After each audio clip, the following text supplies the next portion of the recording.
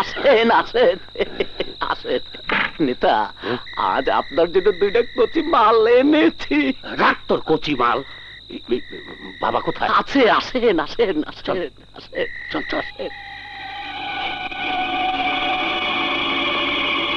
বাবা নেতা এসেছেন বাবাজি। বাবা নেতা এসেছেন। বলো বাবা, আমাদের থানায় জীবন নামে একজন নতুন ওসি এসেছে। জানি সে আমাদের অনেক লোককে গ্রেফতার করেছে। করেছেন, করুক অনেক জায়গায় অভিযান চালিয়ে আপনার অনেক কিছু উদ্ধার করেছে। করুক। এখন কি করবেন? আরে ফালতু লেখা, তোকে নেতা বানিয়েছে কে? বাবা, আরে ভুল করে তোকে নেতা বানিয়েছি। তুই কি করিস? ঘাস খাস?